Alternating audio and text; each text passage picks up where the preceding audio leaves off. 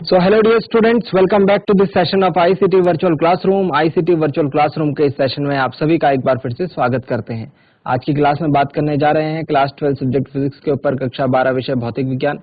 पिछली क्लासेस में हमने जो बातें करी हैं आज हम उसको कंटिन्यू करेंगे। हम कैपेसिटेंस टॉपिक पर हैं, यानी कि धारिता टॉपिक पर, और आज हम धारिता टॉपिक से रिलेटेड कुछ और बातों को समझेंगे। अब तक हम संधारित्र की धारिता क्या होती है इसके कॉन्सेप्ट को समझ चुके हैं। कैपेसिटेंस ऑफ अ कैपेसिटर क्या होता है, इसका इसका विमीय सूत्र, इसका मात्रक, और ये सारी चीजें हमने डिस्कस करी हैं। आज की क्लास में मैं आपके साथ गोलीय संधारित्र से थोड़ा कुछ डिस्कस करूंगा, फिर उसके बाद आगे हम नेक्स्ट टॉपिक के ऊपर बात करेंगे। तो अपना पूरा ध्यान सामने क्लास में बनाए रखना, स्क्रीन पर देखते रहना, और जो चीजें समझ में आती है उनको नोट डाउन करना। जो नहीं समझ में आता है आप उसे पूछ सकते हैं। चलते हैं स्मार्ट बोर्ड की स्क्रीन पर। तो हमने गोलीय चालक की धारिता के ऊपर भी बात करी थी, capacitance of a spherical conductor. Last class में हमने यहाँ तक बात करी थी।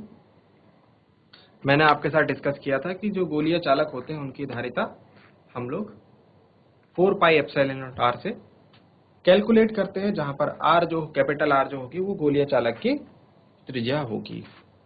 ठीक है, तो आज हम संधारित्र के बारे में थोड़ा सा और डिस्कशन करेंगे। लास्ट क्लास में हमने क्या देखा था डियर स्टूडेंट्स? लास्ट क्लास में हमने ये देखा था कि पृथ्वी जितना बड़ा अगर हम गोला बना दें, अर्थ के रेडियस के साइज का अगर हम कोई गोला बनाएं, गोलीय चालक बनाएं, तो उसकी जो धारिता रहेगी, उसके जो कैपेसिटेंस रहेगा वो 711 माइक्रोफैरड निकल कर आ रहा था। कितना आ रहा था? 711 माइक्रोफैरड, जो कि बहुत कम है। और इतना बड़ा चालक बनाने के लिए, पृथ्वी जितना बड़ा चालक बनाने के लिए हमको जो है काफी पैसा खर्च भी करना पड़ेगा, ये भी तो है। तो यहाँ पर तो बात बन नहीं रही, गोलीय चालक से हमारी बात बन नहीं रही, क्योंकि ये हमारे काम का तो नहीं है, हमारे लिए सुविधाजनक नहीं है। क्योंकि जो गोलीय संधारित्र होते हैं वो क्या होते हैं, आकार बड़ा होता है उनका और धारिता कम होती है ना। तो इस हिसाब से उसकी लागत ज्यादा हो गई और वो काम जो है कम करके देगा हमको। तो हमने कहा अब क्या करें कि अब हमको क्या करना है, आपको अपनी सुविधा भी चाहिए और धारिता भी हमको जो डिजायरेबल है वो चाहिए, जो हम चाहते हैं। ठीक है, तो हमने क्या देखा यहाँ पर, एक पॉइंट मैं आपको नोट डाउन करवाना चाहता हूँ। यहाँ पर एक पॉइंट हम लिखेंगे, यहाँ पर आकार बढ़ाकर चालक की धारिता बढ़ाना। आकार बढ़ाकर चालक की धारिता बढ़ाना जो है अत्यंत असुविधाजनक है। और ऐसा क्यों है? हमने देखा अपनी पिछले क्लास में, मैंने आपको ये बात समझाई कि अगर मैं पृथ्वी के बराबर का एक चालक बना दूं, ठीक है, पृथ्वी के जो साइज है उसके बराबर का एक गोलीय चालक बना दूं, तो उसकी धारिता भी सिर्फ 711 माइक्रोफैरड निकल कर आ रही है। तो हम इतना बड़ा चालक नहीं बना सकते। तो यहाँ पर हमारी बात थोड़ा जो है वो हमारे लिए कंफर्टेबल नहीं हो रही है। अब देखो जरा ध्यान से समझो, हमने क्या करना है, फिर से हम वापस अपने फॉर्मूला पर आते हैं, C बराबर Q/V। तो हम चाहते हैं एक अच्छा संधारित्र वही होगा, एक अच्छा संधारित्र वही होगा जिसमें उससे V भी बढ़े लेकिन थोड़ा सा बढ़े। क्योंकि आप जानते हैं हम जब किसी बॉडी को आवेश देते हैं तो उस बॉडी का विभव जो है वो बढ़ जाता है। जब किसी चालक को आवेशित किया जाता है तो उसके विद्युत वोल्टेज में या फिर विद्युत विभव में वृद्धि हो जाती है। तो अगर मैं यहाँ पर धारिता बढ़ा रहा हूँ, साथ ही साथ यहाँ पर ये भी बढ़ रहा है, V भी बढ़ रहा है। सपोज मैंने 2 कूलाम दिया और 2 वोल्ट बढ़ गया, तो धारिता तो एक ही फैरेड रही ना। सपोज मैंने और आवेश दे दिया 3 कूलाम, तो वोल्टेज भी बढ़ गया 3 वोल्ट, तो फिर से 1 फैरेड। मतलब कि यहाँ पर बात तो बन नहीं रही है। धारिता कब बढ़ेगी? जब आवेश बढ़ेगा, आवेश की मात्रा बढ़ेगी लेकिन वोल्टेज थोड़ा सा बढ़े। मतलब आवेश दिया मैंने सपोज 2 कूलाम और जो वोल्टेज बढ़ा वो बढ़ा 0.5 वोल्ट। जो विभव बढ़ा वो हुआ 0.5 वोल्ट। तो यहाँ पर देखो, यहाँ पर हमको 4 फैराड मिल गया। सपोज मैंने 3 कूलाम आवेश दिया और वोल्टेज हुआ 0.9, है ना। तो आपने देखा यहाँ पर कितना हो गया, यहाँ पर भी कुछ ठीक ठाक वैल्यू हमको मिल गई। तो हम क्या कह रहे हैं, हम ये चाह रहे हैं कि Q तो बढ़े लेकिन V ना बढ़े। Q बढ़े, देखो मैं लिखवा देता हूं इस पॉइंट को। संधारित्र, जिसको हम कैपेसिटर बोल रहे हैं या कंडेंसर भी इसे बोलते हैं, वह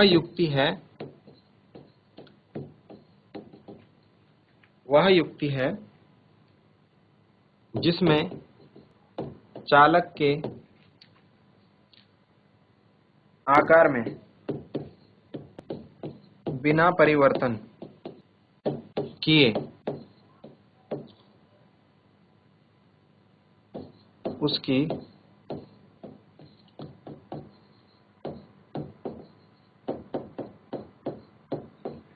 वैद्युत धारिता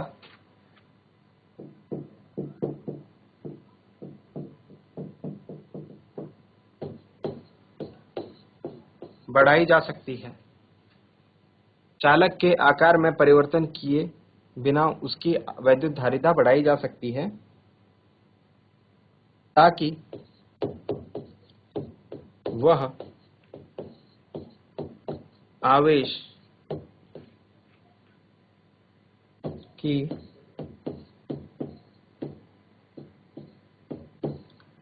पर्याप्त मात्रा संचित कर सके। तो ये काम हमने अब कैपेसिटर से करवाना है, ये काम हम संधारित्र से करवाएंगे और मेन यही फंक्शन होता है संधारित्र का, बस यही हमारे काम की चीज है। तो इसलिए अब हम इस काम को करवाएंगे संधारित्र से, नोट डाउन करेंगे। चलिए, तो अब ऐसा चालक हमको मिला कहाँ, तो हम ये काम कैसे करते हैं अभी हमको समझ में आ गया क्या करना है।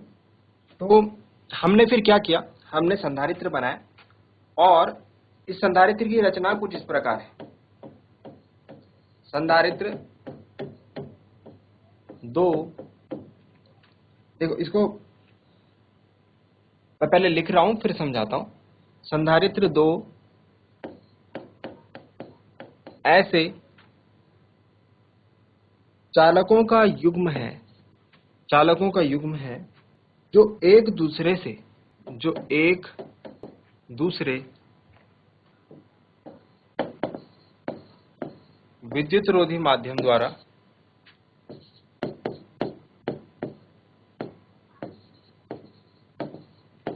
पृथक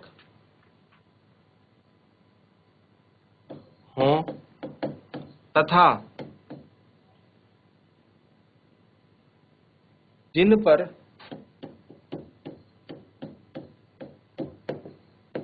बराबर व विपरीत आवेश, ये हमारी एक संधारित्र की संरचना काम में आती है। मतलब 2 चालक होने चाहिए, ठीक है। इनको मैं 2 प्लेट्स बोलता हूं। ये दोनों प्लेट ऐसे भी हो सकती है भाई, ठीक है, डिपेंड करता है कि हमारी रिक्वायरमेंट कैसी है। ऐसे भी हो सकते हैं 2 प्लेट आमने सामने इस तरीके से, ठीक है। और ये 2 ऐसे भी हो सकते हैं, समझ गए। तो हमारे पास क्या होने चाहिए, 2 ऐसे चालकों का युग्म। ये क्या है, ये चालक है। हम इनको क्या बोलते हैं, इन चालकों को बेसिकली हम प्लेट बोलते हैं। क्या बोलते हैं, प्लेट्स बोलते हैं, ठीक है। तो 2 ऐसे प्लेट हैं जो एक दूसरे से विद्युतरोधी माध्यम, मतलब यहाँ बीच वाला जो माध्यम है, ये जो बीच वाला माध्यम होगा यहाँ पर, ये वाला, इनके बीच में क्या होगा, इनके बीच में विद्युतरोधी माध्यम होगा। विद्युतरोधी माध्यम मतलब जैसे हवा हो गई, है ना, वायु हो गया, निर्वात हो गया, ये क्या है, विद्युतरोधी माध्यम है। तथा जिन पर बराबर व विपरीत आवेश हो। तो सपोज इस पर जो है पॉजिटिव चार्ज है हमारा, तो इस पर नेगेटिव चार्ज होगा और उतना ही होगा जितना इस पर। सपोज इस पर प्लस क्यू चार्ज है तो इस पर माइनस क्यू चार्ज होगा। तो ये हमने एक संरचना बनाई किसकी, संधारित्र की। और इसको हम कैसे चिन्ह से निरूपित करते हैं, इसका सिंबल क्या है। अब इतना बड़ा संधारित्र तो नहीं बनाएंगे ना हम परिपथ में, तो इसका सिंबल हम ऐसे बनाते हैं। 2 प्लेट हो गई, उनके बीच में खाली जगह छोड़ देते हैं और उनको सर्किट में तार से जोड़ दिया। ये ये हो गई संधारित्र की संरचना। जैसे हम प्रतिरोध को ऐसे बनाते हैं ना, रेजिस्टेंस को ऐसे, तो संधारित्र को ऐसे बनाएंगे हम। जब दो प्लेट होंगी, दोनों प्लेट पर बराबर और विपरीत आवेश होगा और दोनों एक दूसरे से विद्युत रोधी माध्यम द्वारा पृथक होंगे। तो ये चीजें आप नोट डाउन कीजिए, बहुत ही बेसिक पार्ट है इसका। इसके बाद हम देखेंगे कि ये जो संधारित्र की धारिता जो है, अब ये किन कारकों पर निर्भर करती है, मतलब कैसे हम इसकी धारिता को बढ़ा या घटा सकते हैं। इसके लिए हमको ये पता होना चाहिए कि संधारित्र की धारिता किन किन बातों पर निर्भर करती है। चलिए नोट डाउन करेंगे इस पॉइंट को।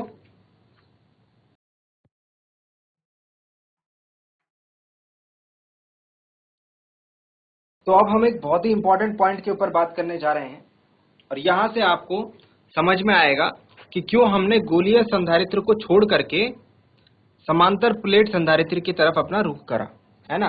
क्यों हमारे लिए जो समांतर प्लेट संधारित्र है, पैरेलल प्लेट कैपेसिटर है, वो ज्यादा उपयोगी है। तो अब मैं आपको साथ डिस्कस करने जा रहा हूं धारिता यानी कैपेसिटेंस C को प्रभावित करने वाले कारक। याद कीजिए, मैंने जिस दिन फर्स्ट डे आपके साथ ये जब चैप्टर स्टार्ट किया था यानी फैक्टर्स, तो उस दिन मैंने आपको क्या बताया था? मैंने बताया था C बराबर Q/V फॉर्मूला होता है।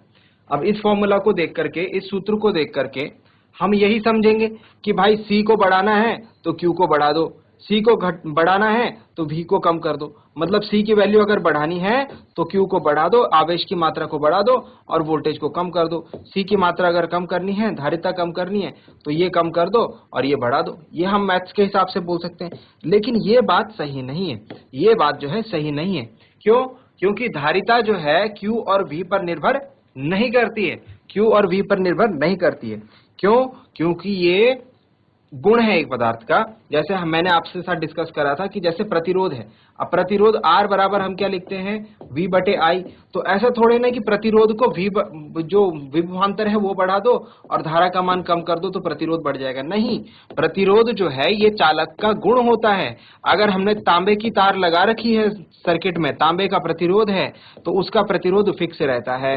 अगर मैंने सिल्वर यानी चांदी की तार लगा रखी है तो उसका प्रतिरोध फिक्स रहता है, उसे आप बढ़ा घटा नहीं सकते। तो यही चीज हमने यहाँ पर भी करी थी कि संधारित्र की धारिता जो है Q और V पर निर्भर नहीं करती है, बल्कि वो पदार्थ के जो आकार है, आकृति है और उसका जो मटेरियल है जिससे वो बना हुआ है उस पर डिपेंड करती है ना।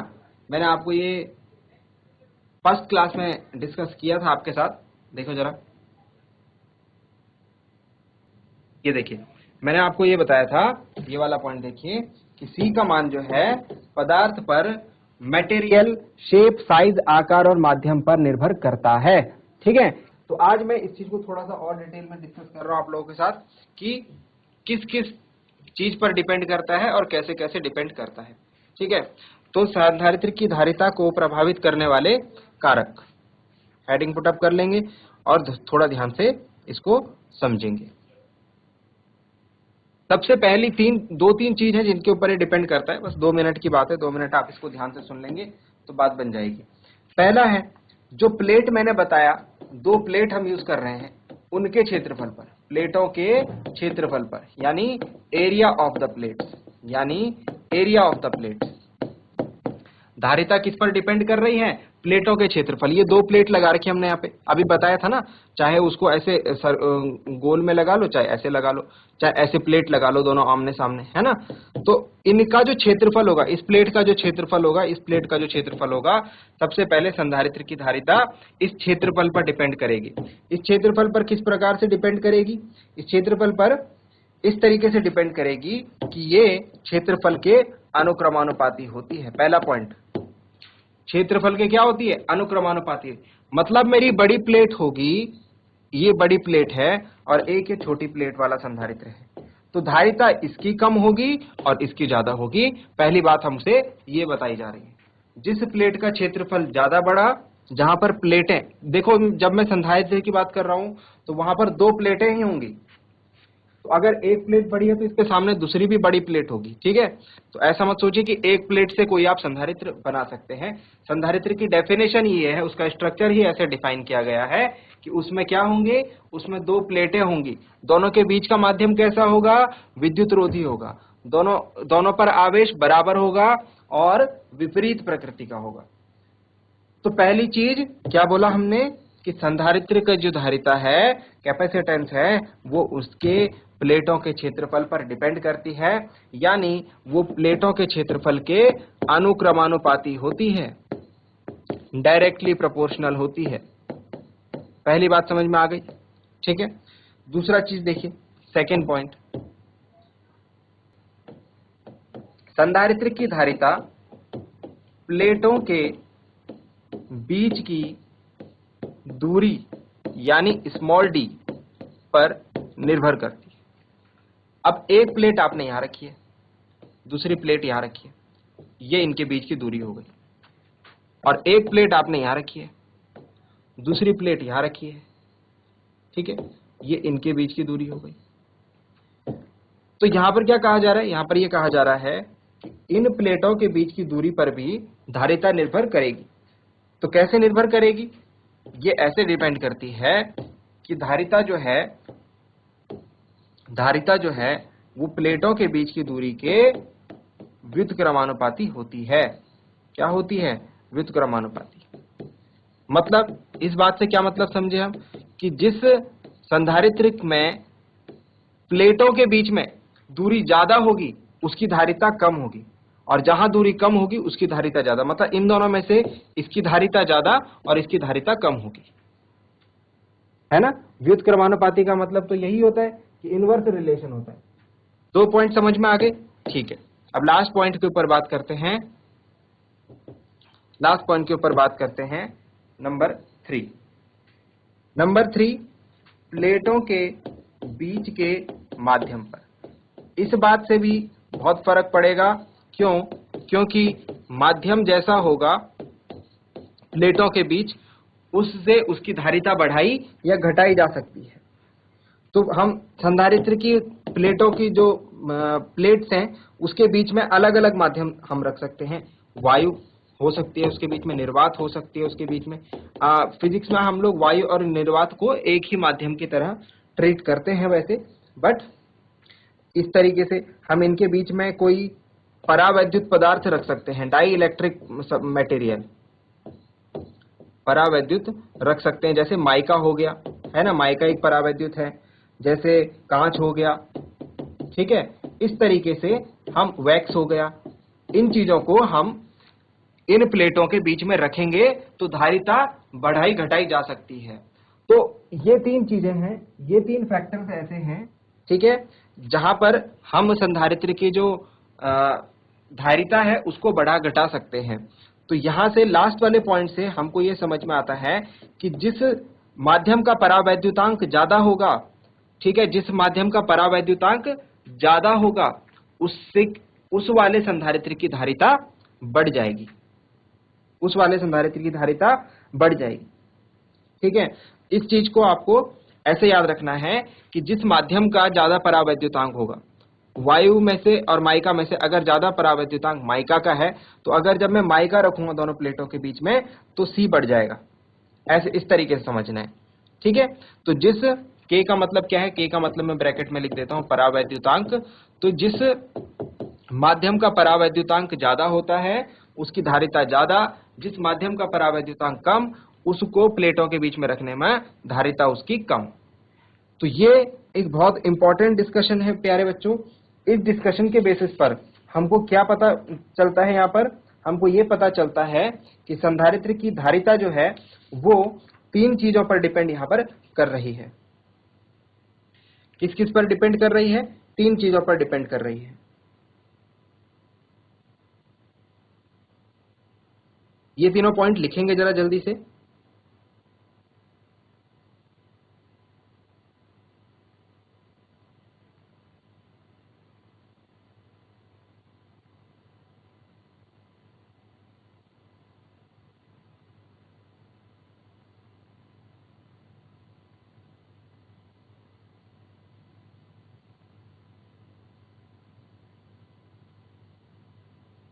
लिख दिया होगा आपने, समझ गए होंगे। अब यहां से हम क्या करते हैं, यहां से फॉर्मूला बना लेते हैं सी का। सी जो है किस किस के अनुक्रमानुपाती है, के और ए के, और किसके व्युत्क्रमानुपाती है, डी के। तो यहां से हम एक फॉर्मूला बना लेते हैं के ए अपॉन डी, और आप जानते हैं जब हम अनुक्रमानुपाती का चिन्ह हटाते हैं तो एक नियतांक लाते हैं। ये नियतांक यहाँ पर एप्सिलॉन नॉट होता है, जिसको हम क्या कहते हैं, एप्सिलॉन नॉट को आप जानते हैं, हमने क्या करा है, निर्वात की वैद्युतशीलता। एप्सिलॉन नॉट क्या है, निर्वात की वैद्युतशीलता। तो इसको हमने पीछे भी यूज करा था इलेक्ट्रोस्टैटिक्स में, निर्वात की वैद्युतशीलता। तो ये फॉर्मूला हमको यहां से मिलकर आता है। अब एक तो ये तरीका हो गया। नेक्स्ट क्लास में मैं क्या करूंगा, ये फॉर्मूला का डेरिवेशन बताऊंगा आपको, इसको हम प्रूफ भी करेंगे, इसका डेरिवेशन नेक्स्ट क्लास में करेंगे कि ये फॉर्मूला कैसे आया। तो दोनों तरीके से हम बात समझ गए, यहां से भी हमने समझ ली बात, और अब हम डिराइव करेंगे। तो डिराइव करने के बाद सीधी सीधी बात समझ में आ जाएगी कि सी ए के अनुक्रमानुपाती है, डी के व्युत्क्रमानुपाती है, और के अनुक्रमानुपाती है। तो इस बात को अब हमने दोनों तरीके से समझ लिया है। पहले हमने थ्योरेटिकली समझ लिया है, नेक्स्ट क्लास में मैं इसको प्रूफ के साथ, डेरिवेशन के साथ समझाऊंगा। तो यहां तक की बात आई होप आप लोगों को समझ में आई होगी। अगर यहां तक की बात आपको समझ में आ गई है तो जो संधारित्र का जो बेसिक कॉन्सेप्ट है, जो कैपेसिटर का बेसिक कॉन्सेप्ट है, वो यहां पर कंप्लीट होता है।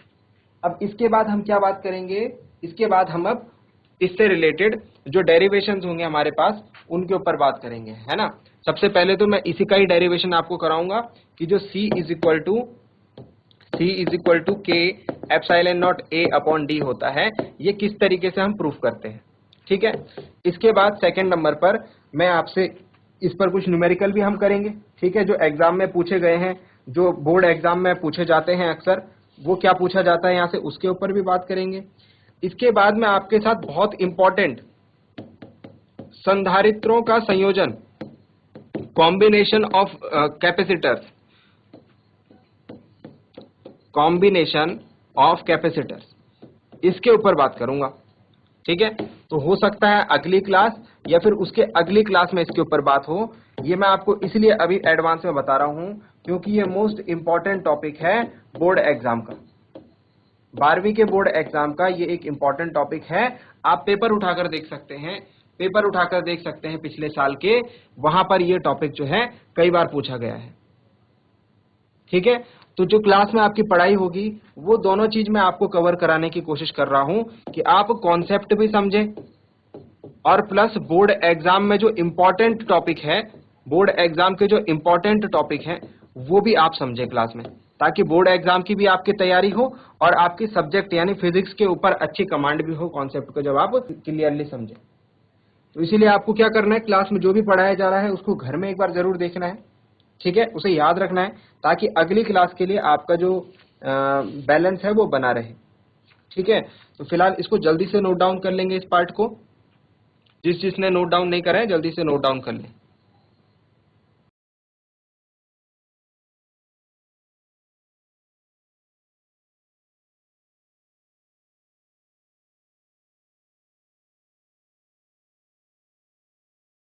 सो डियर स्टूडेंट्स, उम्मीद करते हैं आज की क्लास में मैंने आपको जो बातें बताई वो आपके समझ में आई होंगी और इंटरेस्टिंग लगी होंगी। नेक्स्ट क्लास में कुछ न्यूमेरिकल्स, कुछ आंकिक प्रश्न जो बोर्ड परीक्षा में यहाँ से पूछे गए हैं उनके ऊपर बात करेंगे। एक डेरिवेशन भी मैं आपको नेक्स्ट क्लास में कराऊंगा। तो अगली क्लास में आप सब लोग प्रेजेंट रहें। जो चीजें आज तक हमने डिस्कस करी हैं उनको एक बार रिवाइज जरूर कर लें, क्योंकि इंपॉर्टेंट कॉन्सेप्ट के ऊपर हमने बात करी है। आज के लिए इतना ही। नेक्स्ट क्लास में ऐसे ही इंपॉर्टेंट टॉपिक्स को हम डिस्कस करेंगे। क्लास से जुड़े रहने के लिए आप सभी का बहुत बहुत धन्यवाद। Thank you very much and have a nice day.